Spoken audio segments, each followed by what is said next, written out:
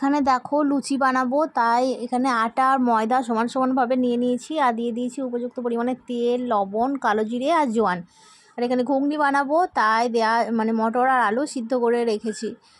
তো এটাই হবে আজকে সকালে জলখাবার। তো দেখো ওইদিকে আমার কড়াইও বসে গেছে ঘুগনিটা বানাবার জন্যে, তারপরে লুচিটা বানাবো। গুড মর্নিং ফ্রেন্ডস, আশা করি তোমরা সবাই ভালো আছো, আমিও ভালো আছি। Welcome back to my channel Debashree Dinlipi. আর দেখো আজকে সকাল 10:30, 10:30 একটু কম, 10:30 থেকে তোমাদের জন্য ভিডিওটা স্টার্ট করেছি অনেকটা আগেই। জলখাবার বানালাম সেটা দেখিয়েছি, কিন্তু মুখে কথা বলিনি। তো আজকে হলো আমার ম্যারেজ অ্যানিভার্সারি। তো আজকে 17তম, 17 বছর পেরিয়ে গেছি আর কি, 18তে পড়বো। তো সেই জন্যে রান্নাবান্না আয়োজন চলছে। বিরিয়ানি বানাতে হবে, বরের তো আবদার। বিরিয়ানির জন্য মাটন নিয়ে আসা হয়েছে। আমাদের তো চিকেন হয় না, তো সেজন্য মাটন দিয়ে বানাবো। তো আমি বানাইনি কখনো, ফার্স্ট টাইম বানাবো। এর আগে ডিম দিয়ে বানিয়েছিলাম, কিন্তু মাটন দিয়ে ফার্স্ট টাইম বানাবো, জানি না কেমন হবে। তো রেসিপিটা যদি পারি তোমাদের সাথে শেয়ার করব। আর বিকেলে একটু ঘুরতে যাওয়ার প্ল্যান আছে, দেখি কোথায় যাওয়া যায়। এখন রান্নাবান্না বলতে বিরিয়ানির জন্য ভাতটা বসিয়েছি। আর জলখাবার লুচি ঘুগনি তো বানিয়েছিলাম সকালে, মেয়ের গানের স্কুল ছিল। তো গানের স্কুল যাওয়ার আগে লুচি ঘুগনিটা বানিয়ে রেখে গেছিলাম। তো এসে খাওয়া দাওয়া করে দিলাম, প্রচুর জোর খিদে পেয়ে গেছিলো, 10টা বেজে গেছে। তো এখন চলো মায়ের জন্য করে দেবো প্লেন সাদা ভাত। মা তো বিরিয়ানি খাবে না, মাটন দেওয়া। তো চলো দেখতে থাকো পুরো ভিডিওটা, আশা করি তোমাদের ভালো লাগবে। আর নতুন কিছু তোমাদের সাথে আশা করি শেয়ার করতে পারবো।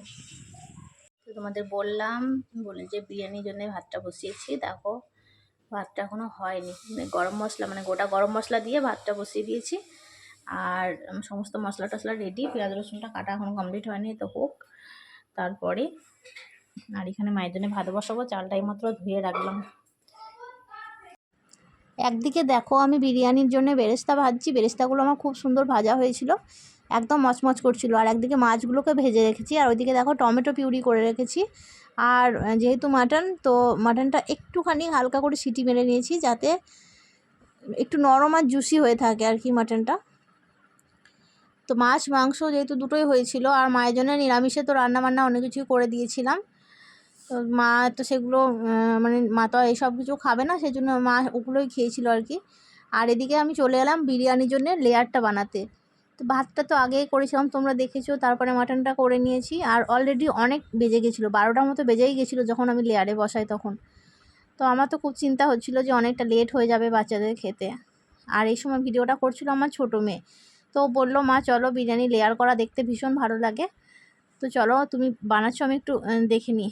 তো দেখো আমি ভাত দিলাম, বেরেস্তা দিয়েছি, তার আগে ঘি দিয়েছি, আর এখন কেশরে দুধের মধ্যে কেশর ভেজানো ছিল সেটাই দিলাম।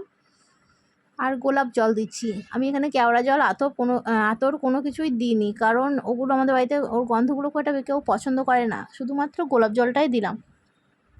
আর ঘিটা একটু কম পরিমাণেই দিয়েছি, কারণ বুঝতেই পারছো, আগেও বলেছি আমি যে এই বাড়িতে সবার কোলেস্টেরলের ধাত আছে, তো সেই জন্য ঘিটা একটু কম পরিমাণেই পড়ে।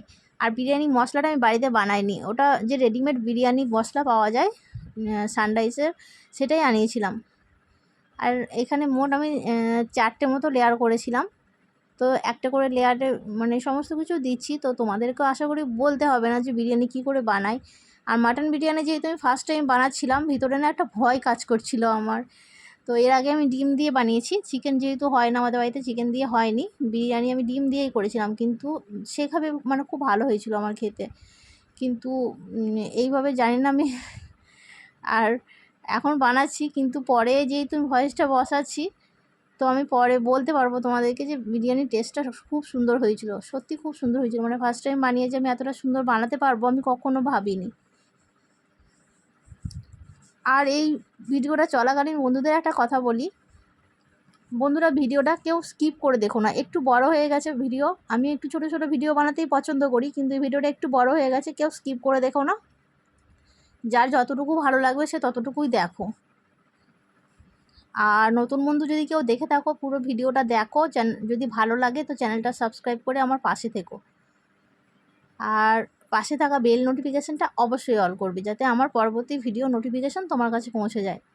আর যারা নতুন বন্ধু আসছো তাদের কাছে অনুরোধ, প্লিজ একটা কমিউনিটিতে লেটার করবে, কারণ ভিডিওর কমেন্ট অনেক সময় শো করে না, কমিউনিটি কমেন্টটা কিন্তু শো করে। আর পুরনো বন্ধু যারা আমার পাশে অলওয়েজ আমাকে আছো, সাপোর্ট করছো, তাদেরকে কি বলবো, মানে অসংখ্য ধন্যবাদ তোমাদেরকে।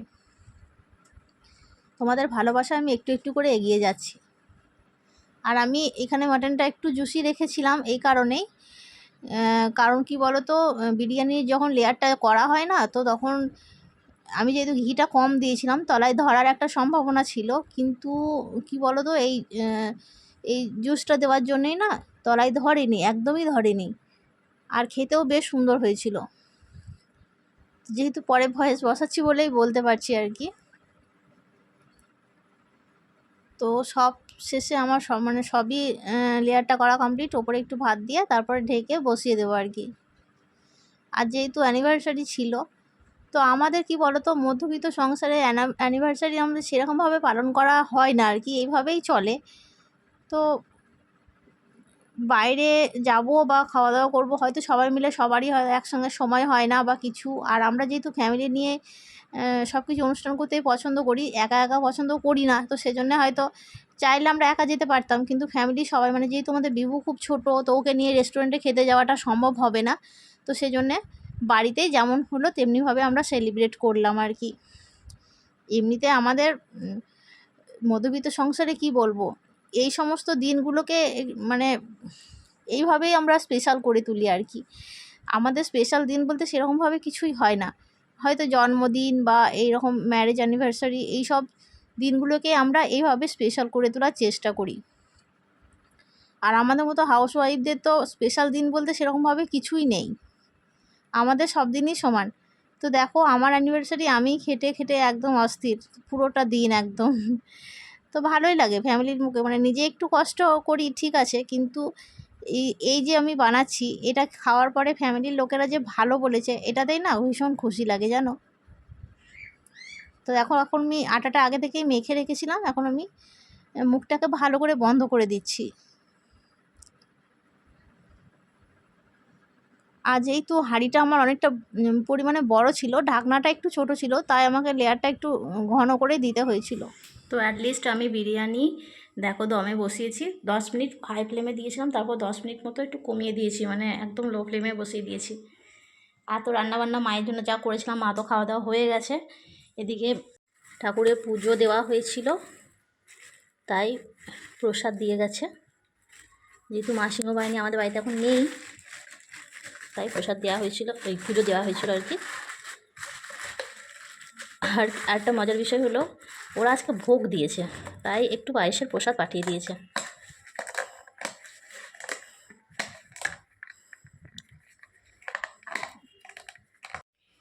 একটু পায়েসের প্রসাদ এখানে পাঠিয়ে দিয়েছে, আর এখানে ঠাকুরের প্রসাদ। আর এদিকে মেয়েদের আনাগোনা চলছে, যেহেতু বিরিয়ানি বলে বিষয়, জানি না আদৌ বিরিয়ানিটা কেমন হবে। আমি এই ফার্স্ট টাইম করছি, তো জানি না কেমন হবে। তো বন্ধুরা ভিডিওটা শেষ অবধি দেখো, আমি নিজেও জানি না এখন অবধি কী বসিয়েছি, হাঁড়ির মধ্যে কী হবে। তো যাই হবে, আশা করি মাংস ঝোল ভাত তো খাওয়া যাবে, তো সেই পর্যন্ত আর কি। তো চলো দেখতে থাকো পুরো ভিডিওটা। তো এসো সবাই মিলে একসাথে আমার বিরিয়ানির হাঁড়িটাকে খুলি। তো দেখো এখন আমি ময়দাগুলোকে ধীরে ধীরে ছাড়িয়ে নিচ্ছি, সরি ময়দা নয় আটাগুলোকে ছাড়িয়ে নিচ্ছি।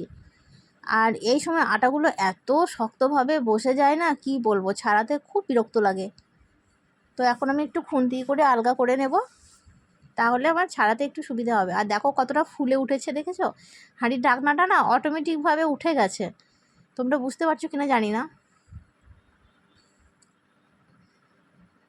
হাঁড়ির ঢাকনাটা উঠে গেছে এবং বিরিয়ানিটা অনেকটা আমার মানে চালটা যেহেতু কম পরিমাণে সিদ্ধ থাকে, ফুলে গেছে একদম। আর আমি এই দেখো পাশে হয়তো কারো ভিডিও দেখছিলাম আর মেয়েদের সাথে কথা বলছিলাম, তো একটা ফোন তো খারাপ হয়ে যাওয়াতে আমি ভীষণ সমস্যায় পড়েছি, মানে কি বলবো, হয়তো সব বন্ধুদের ভিডিও সমানভাবে দেখতে পাচ্ছি না। আর এই দেখো অ্যাটলিস্ট বিরিয়ানি আমার খুব সুন্দরই হয়েছিল, আমি যতটা চিন্তা টেনশনের মধ্যে বসিয়েছিলাম না, কিন্তু সত্যি ভীষণ সুন্দর হয়েছিল। তো আমি তোমাদের একটু ঝাঁকটা দেখে দিচ্ছি যে কতটা পরিমাণে ঝরঝরে হয়েছে, তোমরা কতটা বুঝতে পারছো জানি না, হয়তো ক্যামেরাতে কেমন লাগছে, কিন্তু সত্যি খুব ভালো হয়েছিল। আর এখন দেখো মেয়েদেরকে খেতে দিচ্ছি, সেজন্য একটু করে প্রসাদ দিয়ে দিই, আর সেদিন যেহেতু পায়েসটা বানানো হয়নি তো ভালোই হলো, ঠাকুরের প্রসাদে পায়েসে একটু খেয়ে নিলাম। তো মেয়েদেরকে খেতে দিয়ে দিচ্ছি, তারপরে আমরা তখন খাওয়া দাওয়া করব। তো বন্ধুরা ভিডিওটা আর অযথা বেশি বড় করব না। ভিডিওটা কেমন লাগলো সবাই বলবে, লাইক কমেন্ট করবে। আর নতুন বন্ধুরা চ্যানেলটা সাবস্ক্রাইব করার অনুরোধ রইল তোমাদের কাছে। আর যদি বন্ধুরা সত্যি ভিডিওটা ভালো লাগে তো একটা লাইক কমেন্ট যেন অবশ্যই করো তোমরা। এই দেখো আমি মেয়েদেরকে তুলে তুলে দিচ্ছি।